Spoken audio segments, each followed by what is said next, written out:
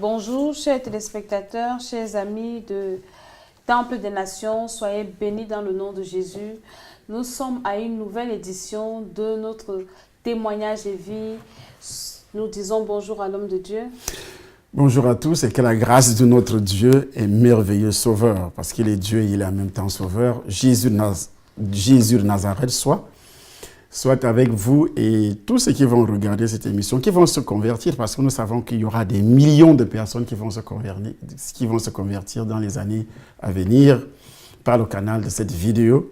Que le sang précieux du Seigneur Jésus-Christ touche, lave, purifie, sanctifie tous ceux qui vont regarder l'émission. Nous allons prier, comme d'habitude, pour ceux qui sont élevés en dignité. Le président de la République l'est, parce que cette émission passe dans toutes les nations du monde entier. Amen. Tous les présidents du monde entier, tous les ministres, tous les présidents et leur gouvernement, et toute personne qui est élevée en dignité dans une nation, qu'elle soit touchée par la puissance du Saint-Esprit, qu'elle se convertisse réellement, qu'elle soit remplie du Saint-Esprit, qu'elle commence à suivre le chemin du Seigneur, que la lumière de Dieu, le Saint-Esprit de Dieu éclaire ton esprit, lave, purifie également ton âme au nom puissant du Seigneur Jésus-Christ Nazareth, que le Saint-Esprit soit également avec nous ici en studio et sur ceux qui vont regarder cette émission, quelle que soit la distance, le temps, l'heure à laquelle vous allez regarder cette émission, vous êtes déjà bénis, plongés dans le sang précieux du Seigneur Jésus, parce que la Bible précise qu'ils l'ont vaincu par le sang de l'agneau et par la parole de leur témoignage. C'est le témoignage que nous donnons et le diable est déjà vaincu et ses œuvres sont déjà détruites par ces révélations que nous avons données tout à l'heure au nom puissant du Seigneur Jésus-Christ de Nazareth. Amen. Amen. Une fois de plus, nous sommes là dans le cadre de notre témoignage. Va et raconte ce que j'ai fait pour toi avec l'homme de Dieu qui est en train de nous détailler ce livre. Au fur et à mesure que nous avançons dans nos émissions, nous avançons dans le témoignage. Et à la dernière émission, l'homme de Dieu nous a fait la promesse de nous révéler quel est le sacrifice qu'on fait pour pouvoir invoquer Satan et à quel niveau on peut faire ce genre de sacrifice. Donc nous allons commencer par là ce soir. Homme de Dieu, quel est le sacrifice qu'on fait pour invoquer Satan? Avant de répondre à cette question, il y a une petite phrase dans ce livre à la page 80 qui attire mon attention, et ce que nous allons dire ici est basé aussi sur la réponse que je donnerai tout à l'heure à cette question. C'est le dernier paragraphe. Du fait de mon rôle important dans le projet d'ouverture du 4e temple de Satan au Cameroun, il affichait désormais un amour douteux à mon égard. Le 4e temple, ça servait à quoi? C'était pour dominer, c'était pour détruire les chrétiens nés de nouveau, les empêcher de pouvoir continuer à prier, à lutter contre lui, parce que c'est seulement ces chrétiens-là qui avaient le pouvoir de le dominer. C'est parce que la Bible dit, nous n'avons pas à lutter contre la chair et le sang, mais contre les dominations. Donc, nous avons le pouvoir de les dominer, comme Jésus l'avait déjà dit auparavant, que je vous donne le pouvoir de marcher sur toutes les puissances de l'ennemi et rien ne pourra vous nuire. Et pour répondre donc à cette question, le but principal de Satan, il avait pris la décision d'installer ce 4e temple, parce qu'il y a 3 autres. Ceux qui ont lu le livre comprennent également toutes ces révélations, 3 temples dans le monde entier, où il règne en maître. Et ces temples se trouveraient effectivement dans divers pays. La Bible parle de la puissance du prince de la puissance de l'air et sur la terre que nous piétinons tous les jours, également sous la terre. Et donc, lorsqu'il prend la décision d'installer ce 4e temple, c'est peut-être pour dominer, pour détruire les chrétiens nés de nouveau. Détruire ici, le sacrifice que Satan reçoit, qui est très important pour lui, c'est lorsque un sataniste intrépide réussit à refroidir, parce qu'il ne peut pas tuer un enfant de Dieu. Il ne peut pas sacrifier un enfant de Dieu. Il réussit d'abord à te refroidir. Et puis, lorsqu'il réussit à te refroidir, donc tu as éteint le Saint-Esprit et il parvient donc à te sacrifier, à te donner comme sacrifice. Là, tu es redevenu comme un homme, pas normal, comme un homme païen, un homme qui n'est plus habité par cette puissance qui peut nous défendre, qui peut nous protéger par le Saint-Esprit. C'est quand tu offres donc à Satan un enfant de Dieu comme sacrifice, qui était enfant de Dieu, tu réussis donc à le sacrifier en éteignant l'esprit de Dieu. Et comment il réussit à refroidir les enfants de Dieu? Nous allons donc parler du serpent. Vous voyez, dans le livre des Actes des Apôtres, nous lisons, la Bible précise qu'il y avait un homme, un évangéliste, un apôtre, il s'appelle Paul. Il arrive dans un pays, il annonce l'évangile. Au verset 16, chapitre 16, verset 16, il est dit qu'il rencontre une jeune fille qui avait un esprit de python. Et cette jeune fille attirait beaucoup de foule, dont les païens, qu'elle livrait à Satan. Nous allons lire si maman est déjà à la page.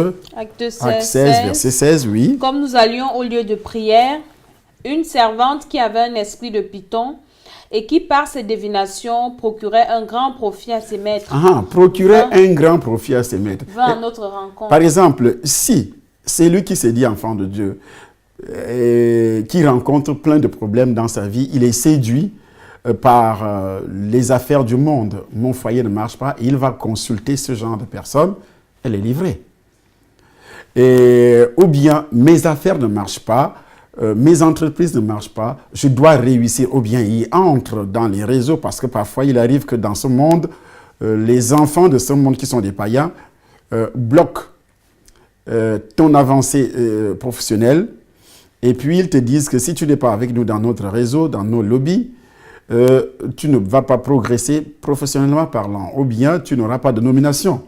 Donc, tu dois entrer dans les réseaux mystiques. Tu deviens membre de ces réseaux mystiques et tu es de nouveau donc avalé par le serpent.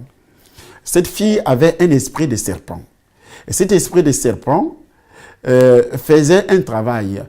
Il livrait les âmes à Satan, sacrifiait les âmes à Satan. Et il y avait un grand profit. Et ce profit, c'est quoi?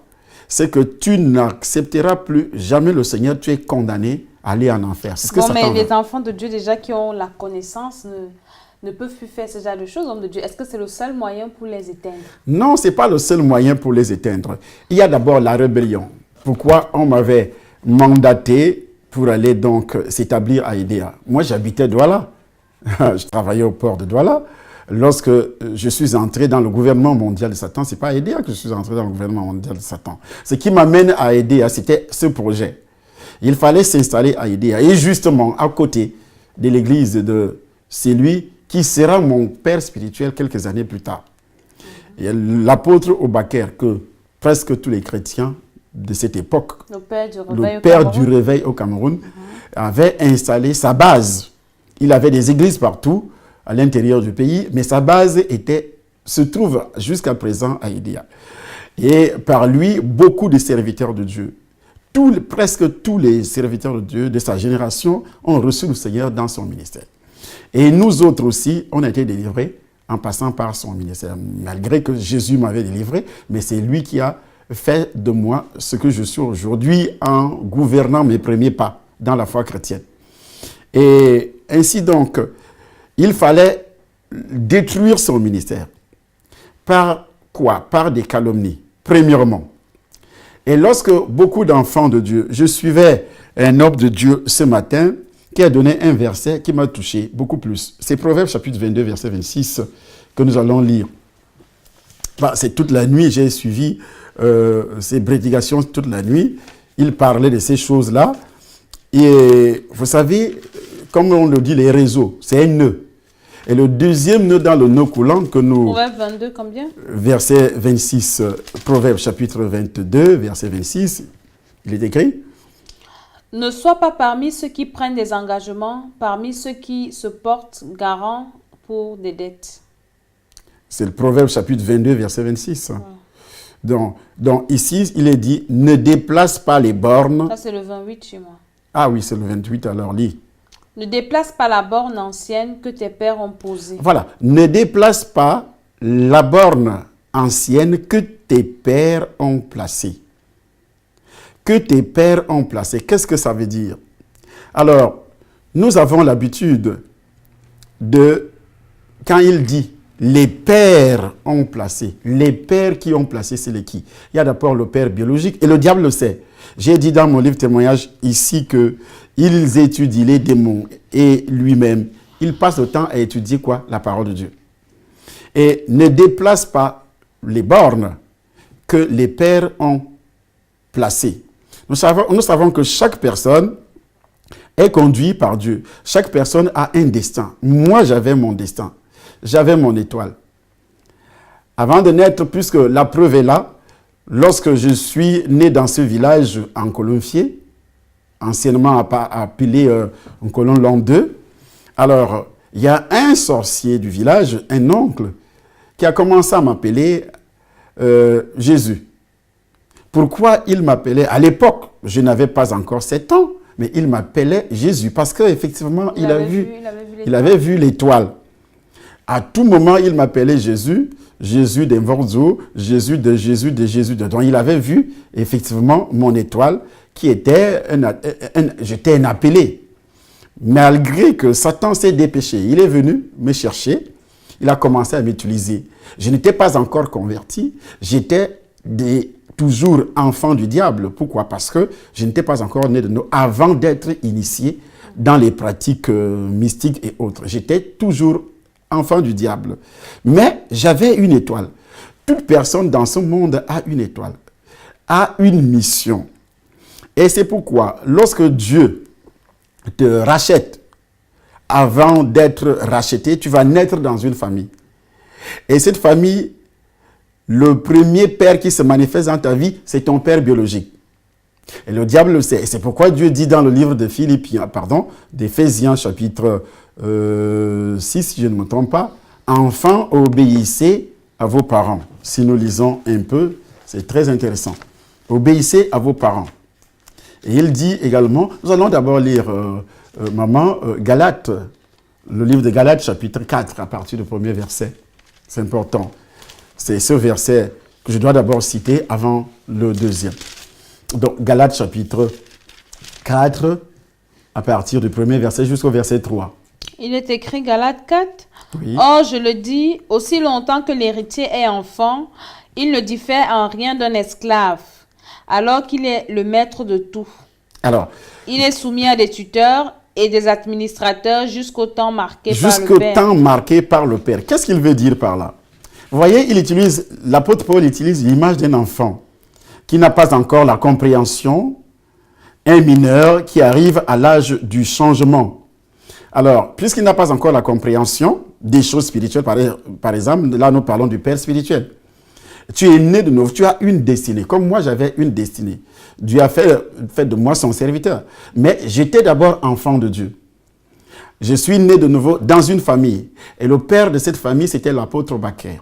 Ça, c'est la nouvelle naissance. Et je suis né biologiquement aussi dans une famille. Et le père de cette famille s'appelait Somba. Voilà les bornes que le père spirituel a posé les bornes. Et le père biologique aussi a posé des bornes. Alors, nous avons l'habitude de déplacer ces bornes. Et le diable le sait. Et c'est pourquoi il m'envoie dans l'église de Baker afin d'amener les brebis de cette église à déplacer les bornes. Il savait ce que ces brebis allaient devenir. Il savait aussi ce que le ministère de l'apôtre Baker allait devenir. Et c'est pourquoi il prend l'engagement de m'envoyer pour que les bornes dans leur vie soient déplacées. Il fallait pousser les jeunes à se rebeller contre leurs parents biologiques. Les jeunes qui persévéraient dans cette église. Parce que le diable, lui, il a une vision. Il a une vision, la fin, ta destination finale. Il voit ton départ, il voit la fin. Et il veut que la fin soit l'enfer, soit la malédiction, les échecs dans toute ta vie. Et dès le départ, il faudrait qu'il sème quelque chose dans ta vie. Et lorsqu'il sème la désobéissance, il y aura une déviation. Nous parlons aujourd'hui, pour ceux qui étudient les sciences au niveau des missiles qui sont lancés, un missile a un point de départ, a un point de chute, c'est bien calculé. Et chaque homme a un point de départ selon sa destinée et un point de chute également. Alors, pour le diable, il faut qu'il dévie. Comme aussi une force qui peut dévier le missile qui est déjà lancé. Il peut être lancé, comme on appelle ça, les pas de tir. Par exemple, ceux qui font l'armée le savent. Et puis, c'est une voiture qui est placée et qui lance le missile. Et c'est bien calculé que ça tombera dans 3000, 4000, 5000 kilomètres. Ils savent exactement où le missile va tomber. Et aussi les dégâts que ça va causer. Ils le savent. C'est ainsi que lorsque nous venons dans ce monde, nous portons des missions. Nous avons une étoile. Et c'est cette étoile-là qui est recherchée par Satan. Il doit faire tout et tout pour obscurcir cette histoire, pour voler. C'est là où la Bible l'appelle le voleur. Jean chapitre 10, verset 10. Le voleur ne vient que pour voler, pour dérober. Donc, il doit voler quelque chose dans ta vie. Et si Dieu dévoile ça, et si Dieu donne aussi des instructions aux enfants, biologiquement parlant, ça c'est le premier père, parce qu'il parlait des pères. Le premier père donc, c'est le père biologique. Et nous allons lire dans Éphésiens chapitre 6, à partir du premier verset, si je ne me trompe pas.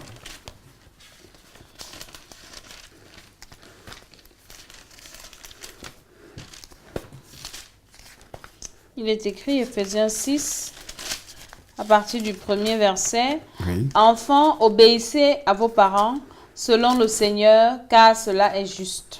Enfants, obéissez à vos parents. Il faut continuer. Honore ton père et ta mère, c'est le premier commandement accompagné d'une promesse, afin que tu sois heureux et que tu vives longtemps sur la terre. Afin que tu sois heureux. La chute est que tu dois être heureux et que tu dois vivre longtemps. Alors, la mission dans cette église, non seulement l'église locale, le ministère de l'apôtre Baker, le ministère devait être absolument infecté des démons. On envoie les démons, que ce soit dans l'église locale qui était à Idéa, que ce soit dans les églises locales qui étaient à l'intérieur du pays, jusqu'au nord du pays, parce que jusqu'à présent, son représentant qui est Papa Yana va toujours au nord du pays pour visiter ces églises. Et toutes ces églises recevaient la visitation des démons, et c'est pourquoi il fallait donc implanter. Ce n'est pas seulement son ministère qui était visé, parce que ses amis aussi qui avaient reçu le Seigneur à la même époque qu'il avait conduit au Seigneur, avaient déjà aussi des églises. Et malgré que plusieurs de ces églises sont nées dans la rébellion, dont le travail avait déjà commencé, mais il fallait toucher, il fallait approfondir le travail qui avait déjà commencé depuis longtemps, jusqu'à éteindre ce réveil par la rébellion. C'est ça le rôle du serpent, parce qu'il est entré dans le jardin d'Éden, donc le diable, il est entré dans le jardin d'Éden, là où il y avait la sainteté, et aussi au niveau du ciel, sur le trône même, où il mettait le sceau à la perfection, il a introduit aussi la rébellion. Et la rébellion entre les mains de Satan est une arme fatale pour les chrétiens. Ça détruit les chrétiens.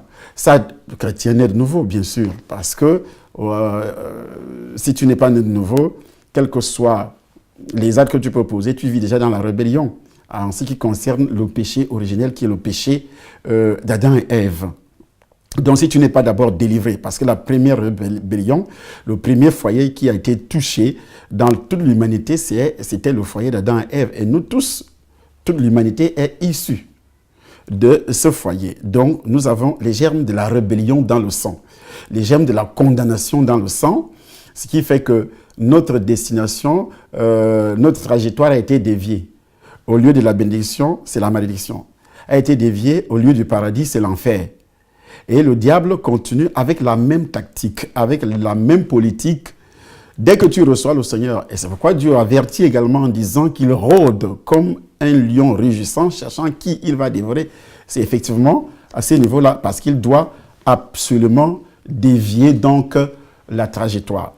Donc, et il sait que non seulement la destination, nous avons aussi les grandes décisions de la vie, par exemple, à prendre. Dans ces grandes décisions de la vie que nous avons à prendre, nous allons rencontrer aussi des pères. Il y a là le père biologique. Après ça, c'est le père spirituel. Parce que le père biologique fait un enfant avec la femme, et puis l'enfant grandit. Il faudrait, si l'enfant était païen, ou bien il est né dans une famille chrétienne née de nouveau, alors il faudrait que l'enfant ait aussi un père spirituel. Alors le père spirituel, qui devient aussi, qui est compté parmi les pères. Les enfants de ce père spirituel risquent aussi de déplacer les bornes. Et lorsque les bornes sont déjà déplacées, c'est sûr et certain que tu n'atteindras pas la destination. Qu'est-ce qu'il appelle borne ici donc? Ce sont les enseignements qui sont donnés, ce sont les instructions qui sont données. C'est pourquoi Dieu dit, obéissez à vos parents. dans le foyer. Les brebis doivent aussi obéir et se soumettre à leurs pasteurs, à leurs hommes de Dieu, qui sont également des pères. Que ce soit le pasteur, c'est des hommes de Dieu, qui sont considérés par la Bible comme des pères. Et quand tu quittes le socle familial, qui est la cellule familiale, l'enfant commence à se débrouiller, à aller à l'école. Le maître aussi, c'est un père. C'est tout ce monde-là, toute cette panoplie de personnes que la Bible appelle des pères. Le maître aussi, c'est un père. Le professeur au collège, c'est un père. Le professeur à l'université, c'est un père. Et aussi, dans le domaine professionnel, ton premier chef de service, c'est un père. Le directeur de ton entreprise, c'est un père. Le directeur de ces services, si tu es dans un service administratif, c'est un père. Le ministre, si tu es dans un service administratif, toujours, c'est un père. Et le président de la République, c'est aussi un père. Alors, qu'est-ce qui se passe donc lorsque les bornes sont déjà déplacées? Les bornes sont déplacées dans un pays lorsque la population se soulève contre le père. Généralement, on le dit, c'est le père de la nation. Les gens ne comprennent même pas ce que c'est. L'autorité, le père. C'est seulement le père masculin. Non, ici nous parlons du côté spirituel. Parce que l'autorité, qui est le président de la République, c'est un serviteur de Dieu. Moi, je parle du genre féminin, masculin, ou bien c'est seulement le père. Non, quand on dit, qu'ils n'ont pas. Qui n'ont pas de père. Il y en a qui ne connaissent pas leur père, par exemple. Père biologique. Oui. Oui, mais si tu n'as pas grandi sous la couverture, ça c'est déjà, les bornes ont été déplacées par ta mère qui représente ton père. Ça veut dire qu'elle n'est pas une autorité? Elle est une autorité. L'homme doit obéir. Quand on parle de l'homme, dans l'homme, il y a la femme. Parce que la Bible dit, ils sont un. Ou bien vous voulez toujours qu'on dise que l'homme et la femme. Mais oui, parce que quand on dit, par exemple, le père spirituel, on peut mépriser la mère spirituelle. Non. Quand on dit, tu ne peux pas mépriser la mère et dire que je respecte le père. C'est pratiquement, c'est comme ici à la maison. Si nous avons des enfants, si l'enfant méprise la mère, un vrai père ne sera pas content. Un enfant qui méprise la mère est frappé par la malédiction. Parce que dans la mère, là, se trouve le père. Parce qu'il est dit, honore ton père et ta mère. Voilà, honore ton père et ta mère. Et donc, ce sont des autorités. Et quand on parle publiquement des autorités, qu'elles soient spirituelles, qu'elles soient biologiques, on dit l'homme. On dit l'homme. Et dans cet homme-là, c'est un gros H. Donc, il se trouve la femme. Une fois que tu insultes la femme d'un pasteur, ou bien tu calomnies la femme d'un pasteur, tu as calomnié le pasteur, tu as calomnié une autorité. Une fois que tu poses un acte contre le père biologique dans la famille, tu as posé cet acte-là contre la mère, parce qu'ils sont un devant Dieu. Donc ici, comme je le disais, lorsque tu vas rencontrer, par exemple, tu vas donc à l'école, ceux qui nous regardent doivent comprendre que si les bornes avaient été déplacées quand ils étaient à l'école par le canal de la désobéissance, et c'est pourquoi ça ne va pas dans leur propre vie jusqu'à présent. Et ça n'ira pas s'il n'y a pas de repentance. Les professeurs à l'école, nous voyons aujourd'hui comment les enseignants sont presque désarmés, même ici en Europe. Ils se plaignent. Il y a des lois qui sont votées qui vont contre l'autorité que Dieu a donnée au père dans la famille de corriger les enfants, à la mère dans la famille de corriger les enfants, au professeur à l'école de corriger les enfants. Ces lois-là sont votées par le gouvernement mondial de Satan pour pouvoir amener les jeunes à ne pas atteindre la destination. Et il y a souvent un problème, que ce soit dans la famille ou bien dans les églises, quand déjà le père et la mère ne s'entendent pas. L'enfant doit obéir à qui? Oui. Ou bien à l'église, parce que dans les églises que nous avons maintenant, il y a ceux qui sont pour le pasteur, il y a ceux qui sont pour la femme du pasteur. Ça c'est l'église du Python. Et il faut parler de ça parce que c'est courant. Oui, nous continuons. Vous savez, c'est la mission que j'avais donc dans l'église au Baquet. Diviser. Il fallait donc diviser. Parce qu'il y avait, sa femme c'est Maman Sarah, que je connaissais très bien. Feu Maman Sarah, paix à son âme, elle est décédée. Donc, le papa Baquet aussi est décédé. Et là, les deux, biologiquement, ils n'avaient pas d'enfants. Mais spirituellement, ils avaient beaucoup d'enfants. Y compris moi qui parle. J'ai mangé dans la maison de mon père spirituel. J'ai tout fait il m'a adopté physiquement comme un père biologique. Il risquait seulement de m'enlever. Il manquait seulement de m'enlever là où j'habitais pour habiter chez lui. D'ailleurs, j'ai habité chez lui parce que je passais juste après ma délivrance, je passais toutes mes journées dans sa maison, dans sa bibliothèque, qui était dans sa villa. Les pasteurs qui ont travaillé avec lui, qui sont encore en vie, le savent que sa bibliothèque était dans sa maison, juste à côté de sa chambre à coucher. Et c'est là que moi j'étais formé par lui-même. Il quittait sa chambre, il venait, donc il était en train de placer des bornes. Il me montrait ce que je dois faire, ce que je ne dois pas faire. Il m'enseignait comment je dois lire la Bible. Donc il était en train de placer des bornes. Et comment les bornes ont été déplacées après, lorsqu'il s'est levé, par rapport à tout ce que l'on me disait. Et on a commencé à me raconter des histoires touchant la vie privée de mon père spirituel. Et là, j'ai commencé à prêter oreille à ce que les gens disaient. Et ceci va m'amener à quitter et aussi à désobéir sur certaines injonctions à propos du mariage qu'il m'avait donné. Il ne faut pas se marier parce que tu es déjà lié avec une femme avant de se convertir. Il faut laisser celle qui est avec toi parce que. Je n'ai pas obéi. Donc, là, je suis en train de déplacer les bornes. Et je dois poursuivre ceux qui me flattent. Et quand ils voyagent, je quitte. Là, c'est encore une partie de la délivrance, mais c'est très important. Oui, homme de Dieu, revenons sur la question de tout à l'heure. Oui. Et quand les parents sont divisés. Et quand les parents sont donc divisés. Que ce soit dans la famille ou bien à l'église, parce que c'est monnaie courante dans les églises, il faut vraiment parler de ça. Donc quand les parents biologiques sont divisés, les enfants ne doivent pas entrer dans les problèmes des parents, pour commencer. Premièrement. L'enfant doit respecter son père. Vous voyez parfois ce que j'apprécie chez les Européens, non pas Dieu, mais quand ils ont un problème, ils éloignent des enfants.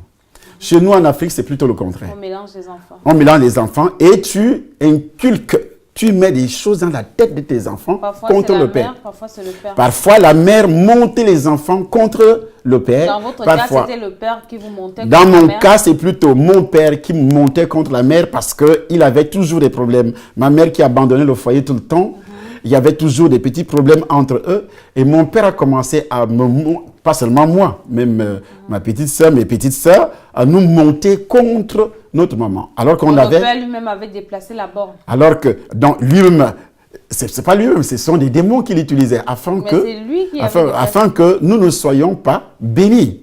Et on a commencé à parler mal contre maman. Je me rappelle qu'il fumait un jour, je l'avais insulté ouvertement comme ça parce qu'un jour, elle est rentrée lorsque son frère l'avait accompagnée. Elle avait abandonné le foyer pendant 2 ans au moins et son frère l'accompagne. Et quand on la voit venir, elle avait sa valise sur la tête. Elle entre dans la maison et dépose la valise. Son frère et la femme de son frère, que tu connais, papa Albert, ils ont pris place. Et puis, elle m'appelle. J'étais entre les jambes de mon père. Elle m'appelle et je savais que c'est ma mère. Mais au vu de ce que notre père, qui avait déjà travaillé, dans vos têtes, travaillé nos esprits, j'ai sorti une phrase insultante contre ma mère devant tout le monde. C'était quoi? Je ne reviens pas parce que c'est des choses qui ne doivent plus sortir de ma bouche. Elle est sanctifiée. J'ai dit seulement je l'avais insultée publiquement. Mais après vous avez confessé, vous êtes repenti? Oui, bien sûr, mais après la délivrance. Mais il y a eu déjà... comment je peux appeler ça? La malédiction. La malédiction. Or, moi, je pensais que j'avais raison parce qu'elle nous abandonnait, parce qu'elle non. Nous allons voir ça tout à l'heure. Et maintenant à l'église alors, parce que maintenant... Donc, à l'église, donc quand on revient à l'église, oui. Quand on revient à l'église, et lorsque nous allons d'abord continuer à lire, avant nous sommes tellement... parler de ça. Oui, nous allons parler de ça. Ne sois pas pressé. Ne sois pas pas pressé. Jusqu'à la fin du message. Non, pas à la fin, il faut parler non, de ça. j'ai dit, il faudrait me rappeler. Parce qu'il y a des versets que nous allons lire pour convaincre. Parce que si nous faisons des analyses sans toutefois lire les versets, les gens ne seront pas convaincus. Il faudrait que les versets bibliques soient également lus. Donc, nous avons des grandes décisions à prendre. Ces grandes décisions, il nous arrive, on doit se marier. Là, on parle du mariage. L'homme et la femme. Bon, il y a la femme. La Bible dit que la femme doit se soumettre à son mari. Et la femme a une autorité. Là, je commence à répondre à ta question. Ouais, c'est ça. Donc, la femme, selon le Seigneur, doit se soumettre à son mari. Et l'homme doit aimer sa femme. Parce que nous avons un seul maître qui regarde tout ce que nous faisons, qui nous juge par rapport à nos comportements. Si nous maltraitons notre épouse, c'est l'enfer. C'est-à-dire, tu as déplacé les bornes. Voilà. Si la femme n'arrive pas aussi à mettre la parole en pratique envers son mari, elle a déplacé les bornes. Donc, au niveau professionnel également, c'est la même chose. La Bible dit, si tu travailles au niveau du gouvernement ou bien tu habites un pays, tu dois te soumettre aux autorités. Selon Romains chapitre 13, que nous allons lire d'ailleurs parce que beaucoup ne le savent pas, nous devons lire la parole de Dieu, même Éphésiens 5. À partir du premier verset, oui. Que toute personne soit soumise aux autorités supérieures. Que toute personne soit soumise aux autorités supérieures. Car il n'y a pas d'autorité qui ne vienne de Dieu. Car il n'y a pas d'autorité qui ne vienne de Dieu. Et les autorités qui existent ont été instituées par Dieu. Et les autorités qui existent ont été instituées par Dieu. C'est pourquoi celui qui s'oppose à l'autorité résiste à l'ordre que Dieu a établi. Résiste à l'ordre. Donc, il y a un ordre que Dieu a établi. Et qui doivent exécuter cet ordre-là, qui doivent amener les uns et les autres à exécuter, à mettre ces paroles en pratique, ce sont les serviteurs de Dieu. Donc, comme le dit le livre de Éphésiens chapitre 4, qui dit que, à partir du verset 10, 4 ou 5. Chapitre 4, Éphésiens 4, à partir du verset 10. Il est écrit, oui. Celui qui est descendu, oui. C'est le même qui est monté au-dessus de tous, au-dessus de les tous, cieux, oui. afin de remplir toutes choses. Afin de remplir toutes choses. C'est lui qui a donné les uns comme apôtres. Il a donné les uns comme apôtres. Les autres comme prophètes. Les autres comme prophètes. Les autres comme évangélistes. Les autres comme évangélistes. Les autres comme pasteurs. Les autres comme pasteurs. Et docteurs. Et docteurs. Pour le perfectionnement des saints. Pour le perfectionnement des saints. Cela en vue de l'œuvre du service. Cela en vue de l'œuvre du service et de l'édification du corps de Christ. Et de l'édification du corps de Christ. Ce n'est pas lui qui édifie. Il a placé les bornes qu'il a données aux serviteurs. Et si ces serviteurs ne parviennent pas aussi à placer les mêmes bornes que lui, il avait placées, alors nous devons placer les mêmes bornes et amener le peuple aussi à respecter les bornes qui ont été placées par nous, qui viennent directement du trône. Et quand donc il n'y a pas... Donc, lorsque la femme ne parvient pas à respecter les bornes qui ont été placées, et elle les déplace, bien sûr, donc elle n'a plus besoin d'aller demander des prières, comme ça se voit aujourd'hui. Lorsqu'elle va demander des prières pour que le mari fasse ceci, pour que le mari fasse cela, c'est aller contre la volonté de Dieu. Il faut d'abord remettre les bornes Qui doit remettre les bornes? La femme d'abord doit remettre à son niveau. Chacun doit remettre à son niveau. À son niveau. Ouais. Chacun doit remettre à son niveau. Si l'homme se plaint de la femme, il doit aussi remettre les bornes à son niveau. Qu'est-ce que moi je ne fais pas pour que... Parce que lorsque Dieu va vous juger, il ne va pas vous juger par rapport aux actes que vous avez posés l'un contre l'autre. Il va vous juger selon vos manquements au niveau de la parole de Dieu, des bornes que vous aviez déplacées.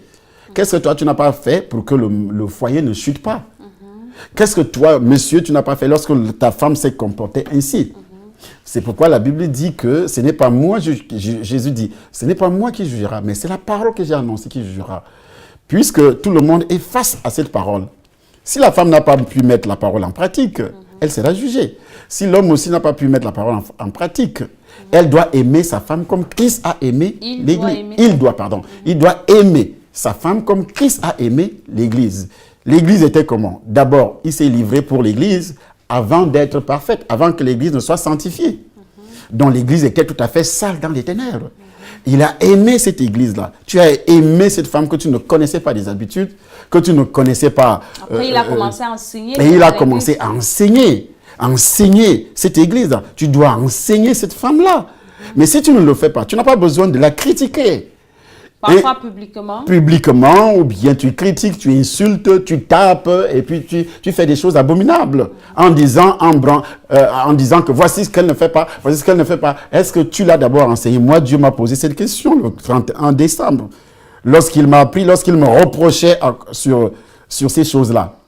Il reprochait sur quoi? Homme de Dieu, faut pas. Oui, sur toi, parce que je n'ai pas pu faire. C'était une chose que je devais faire de mon côté. Voici ce que tu devais faire. Tu te plains qu'elle a fait ça. Tu te plains qu'elle a fait ça. Tu te plains. Est-ce que tu as fait ça? Est-ce que tu as fait ça? Est-ce que j'avais la bouche ouverte? Je ne savais pas parce que auparavant, moi, je tirais des raisons en disant oui, elle ne fait pas ça, elle ne fait pas ça, elle ne fait pas ça. Parce que lorsque tu discutes avec ta femme, tu vas avoir raison. La femme va avoir raison, mais Dieu te demandera également, est-ce que toi tu as fait ça? Est-ce que toi tu as fait ça? De deux côtés, c'est comme ça qu'il juge le couple. Bon, maintenant, au niveau des enfants spirituels. Au niveau des enfants spirituels. Parce que parfois, parfois peut-être c'est la mère qui expose le père et on choisit le côté de la mère. Et parfois, c'est le père qui expose la mère et il y a maintenant l'église est divisée. Voilà. Donc, dans ce cas-là, vous voyez, c'est toujours ces démons-là, ces esprits que j'avais l'habitude d'envoyer à partir de minuit dans l'église de mon père spirituel. Et toutes les églises ont commencé à souffrir de la présence de ces esprits qui harcelaient les chrétiens au niveau des foyers. Les foyers étaient, moi je me rappelle le foyer d'un militaire chrétien né de nouveau et qui habitait ce quartier d'Edea qu'on appelle Mambandé. Ceux qui habitent Edea, il habitait. Pourquoi je connais le quartier? Parce que je connaissais parfaitement sa maison spirituellement. J'avais accès facile lorsqu'il bagarrait avec sa femme. Mais lorsqu'il se remettait à prier, il n'y avait plus accès facile. Lorsqu'ils se remettaient ensemble, ils commençaient à s'entendre. Mais il fallait toujours envoyer les pensées parce que le diable attaque par les pensées. C'est pourquoi il y a des calomnies. Dans une église, il y a donc ce qu'on appelle les calomnies. Le calomniateur, comme la Bible l'appelle, c'est un nœud qui, quand on l'appelle envoûtement par le nœud coulant. Lorsqu'il y a des calomnies dans l'église, c'est toute l'église qui sera attachée par ce nœud-là. Y compris ceux qui entrent dans les calomnies. Ceux qui entrent dans les calomnies. Ceux qui prennent les partis pris. Ceux qui entrent dans les calomnies, qui prennent les partis pris, les murmures, les racontages de part et d'autre. Le mépris envers c'est ça le pasteur ou sa femme. C'est ça qui entraîne le mépris. Parce que lorsque, par exemple, moi et toi, nous sommes mariés, et puis je prends, j'expose ta vie à l'église. L'église fait quoi? Je suis poussé par un esprit. Et puis, les membres de cette église-là, commencent à mépriser, qui avaient des préjugés, qui avaient des choses dans leur tête, même s'ils n'avaient rien, lorsqu'ils entendent, ça commence à... Venant du Père, commence à te mépriser. Et quand ils te méprisent... Ils reçoivent quoi? Ils reçoivent quoi? La malédiction. Ça veut dire qu'ils ont déjà déplacé les bornes. Ils n'atteindront jamais la destination qui est d'abord le ciel. À tort ou à raison. Hein? Oui, à tort ou à raison, ils n'atteindront jamais la destination qui est le ciel et aussi la destination qui est leur propre mariage. Et vice-versa. Et vice-versa. Parce qu'homme de Dieu, ce qu'on a remarqué aujourd'hui, quand on voit un couple qui se déchire, ou bien à l'église ou quoi, au lieu que ces hommes se mettent pour prier, il y en a qui prennent parti. Ils prennent parti. Oui. Et ils attisent le feu. Ils attisent le feu. Ils font semblant d'aimer la femme. Parce que nous, on a vécu ça. Hein. Nous, on a vécu ça à plusieurs fois, plusieurs reprises. Et ne connaissant pas, ne maîtrisant pas. Et pourtant, je suis passé, j'avais travaillé dans le programme. Et le diable attaque les enfants de Dieu dans les pensées. Dans les pensées. Et quand il commence à vous attaquer vos pensées, en passant par d'autres personnes. Parce qu'il peut passer par des pasteurs, parce que même à notre niveau, il y a des pasteurs qui entraient déjà dans le couple, avec ce qu'on appelle de fausses révélations, de fausses prophéties, et de part et d'autre. La convoitise, de part et d'autre. Donc, l'objectif central en ce moment-là, c'est que votre foyer, d'abord les victimes, nous deux, que notre foyer s'explose, premièrement. Et c'est ceux qui attisent, qui ont des intérêts. Et que tout ce qui tourne autour de ça, qui sont utilisés par ces démons-là, leur foyer aussi va s'exploser. Un jour. Un jour. Tu montes, tu descends, ton foyer aussi. C'est ce que la Bible déclare. C'est tout ce que tu sèmes, tu dois récolter. Ton foyer, tu montes, tu descends, ça va s'exploser. Même si tu pries, même si tu vas voir n'importe Donc, qui, à moins que les tu te enfants de répands. Dieu fassent attention. Quand vous voyez votre pasteur se déchirer avec sa femme, mettez les genoux à terre, À et de terre, prendre les plutôt parties. que de prendre les parties, parce que ce sont des démons Oui, oui. qui font ce travail. Moi, je connais un pasteur qui passait le temps à frapper. Même le pasteur qui prêchait ce matin il disait dans sa prédication que quand il venait de se convertir, il s'est marié, il passait le temps à frapper sa femme. Ah bon? Il ne disait, oui, il a témoigné. Voilà les hommes de Dieu francs qui peuvent dire sur les Et il médias. dit ça parce qu'il s'est converti. Il s'est converti, il n'est plus, il dit, il s'entend très bien avec sa femme maintenant, mais quand ils avaient ce problème-là, parfois, il partait avec sa femme, il ne connaissait pas le mot amour. Il disait seulement à sa femme, prions, prions, prions. Il vivait dans les prières. Et sa femme était toujours aigrie parce que... Oui, parce qu'en fait, homme de Dieu, les femmes de pasteurs ont beaucoup de problèmes aussi. Voilà. Et les hommes, les pasteurs même ont aussi beaucoup de problèmes. Ce n'est pas seulement les femmes.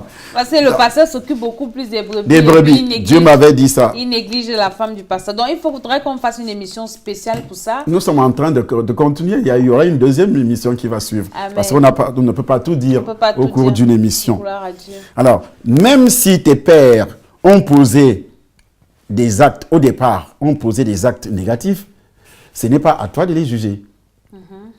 Même si, je dis bien tes pères, biologiques d'abord, spirituels. Donc, il ne faut pas mettre la bouche. Il ne faut pas mettre ta bouche jusqu'au chef de l'État. Il ne faut pas mettre ta bouche. Il faut prier. Il faut prier. Et c'est pourquoi la Bible, 1 Timothée chapitre 2, dit quoi? De prier. De prier pour les autorités.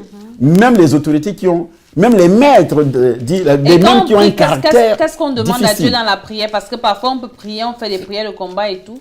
Qu'est-ce qu'il faut demander à Dieu dans la prière? Mais vous voyez déjà, par exemple, la Bible dit quoi? Si ton frère commet un péché, si tu connais déjà le péché de ton frère ou bien de ton père spirituel, tu dois prier pour que Dieu donne la vie qui l'amène à la repentance. C'est ce qu'on appelle donner Dieu... que Dieu donne la vie à mon père spirituel, à ses frères. Si tu vois, il n'est pas dit entendre. Entendre, ce sont des calomnies. Si tu vois ton frère commettre un péché, prie, Dieu donnera la vie. Mais qu'est-ce qui se passe? Ce sont des calomnies dans l'église. On raconte ce qu'on a vu, ce qu'on n'a pas vu, et même si on a vu, on ajoute 10. On ne prie pas, on raconte seulement. Et ça tourne à l'intérieur de l'église, et ça détruit le ministère. C'est cette mission-là exactement. Et il y avait une femme dans l'église de Papa Obakè. Et cette femme-là avait le ministère d'intercession. Elle ne faisait que prier pour l'homme de Dieu. Parce qu'elle entendait tout ce qui se passait. Au point où le frère du pasteur Obakè, l'apôtre Obakè, son propre petit frère, qui était aussi pasteur, il ne se disait pas bonjour. Et ceci, ça a fait à cause de votre travail. Oui, il ne se disait pas bonjour. Mais il faut descendre là-bas. Il fallait accélérer. J'avais témoigné, mais ils ont compris. Mais sur ça, j'avais témoigné, mais tout n'est pas dit dans le livre. Donc je dois reprendre. Il faut repartir là-bas, peut-être. Et que tous ceux qui sont encore en vie, il y avait des enfants spirituels de Papa Obakè qui l'insultaient publiquement. Au cours des réunions comme ça, qui s'élevaient, qui l'insultaient. Animés par des démons. Animés par des démons. Mais va voir la vie de ces enfants-là aujourd'hui. Je les connais parfaitement. Ils ont quel ministère au Cameroun? Pas du tout. Mais ils disaient, toi, tu n'es pas un homme de Dieu. Moi, je prêche pour toi. Et ainsi de suite. Ils racontaient des bêtises. Mais poussés par ces esprits. C'est ce qu'on appelle... Donc, ils mettaient l'orgueil. Les démons, quand ils envoient ces démons, que ce soit calomnie, ils mettent également l'orgueil. Ils mettent le manque, les esprits de manque de repentance. Ce genre de personnes ne peuvent plus se repentir. C'est très difficile. Il faut vraiment une grâce exceptionnelle. Blasphème du Saint-Esprit. Le blasphème du Saint-Esprit est tellement à côté, juste à côté. Parce qu'au fur et à mesure que tu parles de lui, tu parles de son péché, et tu vas ajouter un jour, tout ce qu'il a fait là, c'est le diable. Tu risques d'ajouter. Mais si tu n'as pas encore ajouté, tu peux t'arrêter seulement à dire qu'il a péché, il fait ça, il fait ça, il fait ça, il fait ça. Mais il reste serviteur de Dieu. Mais le diable vise une chose. Pour que tu n'arrives pas à la repentance, il faut qu'il te pousse au blasphème contre le Saint-Esprit. Et là, tu as scellé ton... Le diable vient de sceller ton cas. Il n'y aura plus de repentance en ce moment-là. Donc, il nous arrive parfois de constater que... Donc, il faut signaler qu'on est toujours dans des motifs, des choses pour refroidir les enfants de Dieu afin Oui, de les livrer. de les livrer. Oui, parce que le sataniste ou le diable ne peut pas tuer un enfant de Dieu. Non, il ne peut pas tuer. S'il est rempli du Saint-Esprit. Donc, il faut d'abord l'affaiblir. Et tout ce que nous disons là, c'est ça qui contribue à affaiblir les enfants de Dieu. Les enfants de Dieu. Voyons, Et je parlais justement de cette femme. Oui, homme de Dieu, je reviens. Et parfois, il y a des hommes de Dieu qui vivent dans tout ça, dans ce désordre, l'église, mais il y a toujours la manifestation du Saint-Esprit, il y a des miracles. Comment on peut expliquer ça? Ma chérie, je peux t'appeler ici, même sur les médias, tu es ma femme. Ma chérie, est-ce que quand je prêchais, il n'y avait pas de miracles? Il y avait des grands miracles. Des grands miracles. Est-ce que toi, tu savais que ce mois-ci, j'ai commis adultère? Dieu savait. Dieu savait, mais il y avait un miracle. Est-ce que tu sais que Dieu ne respecte que sa parole? Dieu n'honore que sa parole. Il n'honore que sa parole. Tu n'as plus de relation avec lui tant que tu continues à vivre ainsi. Est-ce que j'étais déjà séparé de mon père spirituel?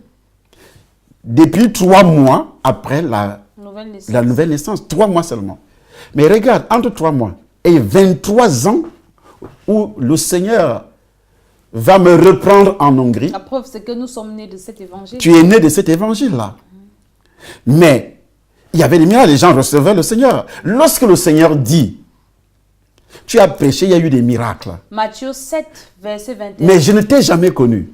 Vous qui commettez l'iniquité, il s'adresse à qui? Il s'adresse aux serviteurs de Dieu. Aux pasteurs, aux grands pasteurs, les archbishops, les prophètes, tout ce monde-là. Il honore que sa parole. Il n'honore que sa parole. À plusieurs reprises, Dieu, le Saint-Esprit est là. Tu es un homme de Dieu, tu es un enfant de Dieu. Dieu ne se répand pas de ses dons. Il ne se répand pas de ses dons. Et comme il veut te sauver, parce qu'il ne veut pas perdre ton âme, c'est pourquoi il va commencer donc à susciter des problèmes dans ta propre vie, des problèmes physiques comme des maladies. Déjà dans le foyer. Dans le foyer, vous vivez ce qu'on appelle des calamités. L'enfer. L'enfer dans le foyer.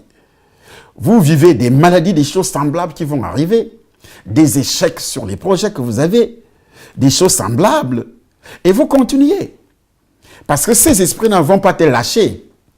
Ces esprits-là, ils les logent au sujet des serviteurs de Dieu, ils les logent dans le corps des femmes.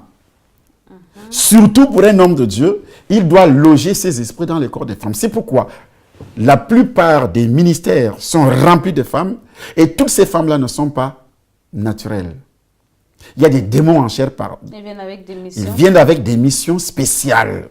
Ils t'attaquent d'abord en pensée, en exposant son corps. Et c'est ces femmes-là qui méprisent les femmes des pasteurs. Et c'est ces femmes-là qui amènent les autres femmes qui veulent réellement se soumettre et mettre la parole de Dieu en pratique, à mépriser d'abord la femme du pasteur, à mener les femmes de l'assemblée à parler mal de la femme du pasteur, pour détruire aussi leur futur foyer pour celle qui n'est pas encore mariée. Parce qu'elle sait que ce que tu sèmes, tu dois récolter. Donc, toutes celles qui parlent mal de la femme du pasteur vont récolter ça. Tu ne peux pas t'échapper, c'est écrit dans la parole. Tu ne peux pas quitter la terre à moins que tu te répandes. Et tu dois te repentir devant la femme du pasteur. Et si c'est envers le pasteur, tu dois te repentir devant le pasteur. Et il doit prier pour toi. Ça, c'est important. Parce qu'il y a des gens qui font, après avoir déplacé les bornes, ils quittent. Il va faire ce qu'on appelle une fausse repentance. Quelque part dans une église où il a jeté... Tu dois te repentir là où tu as déplacé les bornes. Et c'est pourquoi rien ne marche dans la vie de beaucoup d'enfants de Dieu aujourd'hui qui ne savent même pas d'où ils sont partis. Parce que déplacer les bornes, parce que tu vas d'un point à un autre. Quand tu dis à Dieu, bénis-moi, la première question que Dieu te pose, d'où sors-tu? Ça dit, tu es sorti de quelle maison? Ce n'est pas qu'il ignore, il sait. Alors, qu'est-ce que tu as posé comme acte là où tu étais? Dans la vie professionnelle, c'est comme ça aussi. Mais il y a des gens, par exemple, ils viennent dans une église, ils font un vœu. Ça, c'est un exemple. Oui. Il fait un vœu, il n'honore pas le vœu, il quitte. Mais c'est la même chose, c'est la même chose qu'on faisait. C'est pourquoi l'église de Papa Obakea ne s'est jamais développée financièrement. Parce qu'on mettait dans la tête, même dans la bouche des pasteurs même qui prêchaient. Nous, on n'a pas besoin d'argent. Et puis, les mêmes pasteurs qui travaillaient avec lui disaient aux gens que lui détourne l'argent. Que les Américains ont donné 24 ou 25 millions, et il a détourné cet argent. Alors qu'il disait qu'il n'avait pas besoin d'argent. Et la plupart des pasteurs étaient également dans cette malédiction où les gars prenaient, qui travaillaient avec lui, poussés par les démons, prenaient l'argent des brebis. Les brebis venaient faire les dîmes chez eux, mais la dîme n'arrivait plus au niveau de l'église, ça appauvrissait, ça devait donc appauvrir l'église. Et les dîmes, les offrandes, eux, ils prenaient. Ils n'avaient pas le souci de l'œuvre, et pourtant, ils avaient un salaire. Mais là, c'est une malédiction, ça. C'est une malédiction pour eux. Voler l'argent de l'église. Ils ont déplacé les bornes. Ils attendaient un salaire. Et ils prenaient en même temps l'argent qui venait des brebis. Et c'était de la malédiction. Ils ont déplacé les bornes. Parce qu'ils ne se souciaient pas. C'était comme les fils non, les fils du prophète Élie. Oui. Qui faisaient la même chose. Mais qu'est-ce que Dieu a fait? Il les a tués. Dieu les a tués tous. Et Dieu a puni Élie parce qu'il n'a pas pu parler. Il n'a pas pu reprendre. Et nous, les serviteurs de Dieu, il ne faudrait pas fermer les yeux, même si toute l'Église quitte. Lorsque tu constates qu'il y a des choses comme ça, il faut parler. Et la Bible dit, ceux qui pêchent, il faut les reprendre publiquement. Et c'est très important. Parce qu'aujourd'hui, quand tu reprends quelqu'un, il dit, on a parlé de moi, on m'a insulté. Il quitte. Le problème, c'est que le pasteur, lui aussi, peut-être il connaît ses péchés et il ne veut pas, parler. Mais c'est justement ça parce qui que fait sa problème. vie n'est pas claire. Donc, il dit s'il parle. C'est ça qui fait problème. Donc, c'est pour ça qu'il couvre tout. Il couvre tout parce qu'il ne peut pas parler de peur que. On va dire que lui on aussi. va dire, mais monsieur le pasteur, si tu réponds. C'est ça. Tu as déjà dégagé les ténèbres. Tu es sorti des ténèbres à la lumière. Lorsque tu te répands, même si le diable, parce qu'il est le calomniateur et en même temps l'accusateur. Il t'accuse. Il va continuer à dire à ceux qui ne connaissent pas que tu t'es répandu, il va continuer à dire que tu as fait ça, tu as fait ça. C'est ce qu'on appelle l'accusation. Mais calomnie, il répand donc les murmures, les mauvaises informations sur toi. Et c'est ce qui fait pourrir le corps de Christ aujourd'hui. Donc, le mot de la femme de Dieu, c'est qu'il faut que les pasteurs, les enfants de Dieu, veillent au maintien de la paix dans le foyer. Au maintien de la paix dans le foyer, parce qu'il y a la deuxième phase de cette émission, oui. La deuxième partie, qui va suivre également. Et là, nous allons dire également beaucoup de choses touchant les problèmes de sorcellerie, puisque nous parlons du python, l'esprit de python, et aussi le nœud coulant, parce que c'est des démons qui travaillent dans ce nœud-là. On vous attache de telle sorte que vous voyez des assemblées se détruisent, c'est-à-dire sont absolument détruites. Et parfois, les gens partent, ils quittent même l'assemblée. Quand ils quittent, comme la Bible le dit déjà, que n'abandonnons pas notre assemblée, comme c'est la coutume. Et qu'est-ce qui arrive lorsque les gens quittent? C'est-à-dire ils ont déplacé les bornes. Et en déplaçant les bornes, ils n'atteindront jamais la destination qui est le royaume des cieux. C'est ça c'est l'objectif de Satan. L'objectif de Satan, c'est ça. Donc nous allons nous arrêter là aujourd'hui et nous bénissons encore l'homme de Dieu pour toute la peine qu'il prend. La Bible dit d'être reconnaissant en toutes choses. Donc nous sommes reconnaissants de tous ces enseignements, de toute cette révélation. Et nous disons merci également au Seigneur qui a suscité son serviteur pour nous instruire. Bien-aimés, vous pouvez avoir ce livre, Va et raconte ce que j'ai fait pour toi. Vous nous appelez seulement au numéro qui passe au bas de votre écran, c'est le numéro de l'homme de Dieu. Et il va vous répondre, comme il répond à tout le monde. Il va vous dire ce dont vous avez besoin pour votre délivrance. Il y a des gens qui appellent de partout, des États-Unis, du Canada. Partout. Et à Paris, nous sommes au 34 avenue du Vieux Chemin de Saint-Denis, au 92 390 à Villeneuve-la-Garenne. Nous sommes là tous les jeudis à partir de 18 h. Le vendredi, c'est également 18 h. Et le dimanche, nous sommes là à 9 h pour des cultes d'adoration, de délivrance, d'enseignement, parce que c'est très important également de devoir être rempli de la parole de Dieu. Et je crois que c'est le 14 octobre où nous allons fêter le premier anniversaire du Temple de Nation à Paris. Vous êtes invités et vous avez l'autorisation également d'inviter plusieurs personnes. Nous allons nous réjouir ensemble et rendre grâce à Dieu pour tous les bienfaits qu'il nous a accordés. Donc, merci de rester connecté à notre chaîne YouTube, Temple des Nations, et à notre page Facebook, le Temple des Nations. Continuez à regarder les vidéos, abonnez-vous, partagez ces vidéos et mettez surtout en pratique parce que vous pouvez écouter. La Bible dit de ne pas vous borner à écouter la parole de Dieu. En vous trompant. En vous trompant, vous-même pas de faux raisonnements. Mettez-la en pratique. Le plus gros sacrifice qu'on peut donner à Satan, c'est la vie d'un enfant de Dieu. Et si c'est encore un homme de Dieu, c'est grave. Donc, faisons très attention, nous qui sommes serviteurs de Dieu, enfants de Dieu. Si vous avez déjà déplacé les bornes, il faut vous dépêcher pour les remettre. Par la repentance. Et c'est encore possible. Sinon, vous risquez de rater l'objectif qui est le ciel. Vraiment, soyez bénis dans le nom de Jésus. Enfants de Dieu, n'entrons pas dans les problèmes des parents ou des parents spirituels. Prions pour eux afin que le Seigneur leur fasse grâce. Sinon, nous sommes en train de déplacer la borne. Que le Seigneur vous bénisse.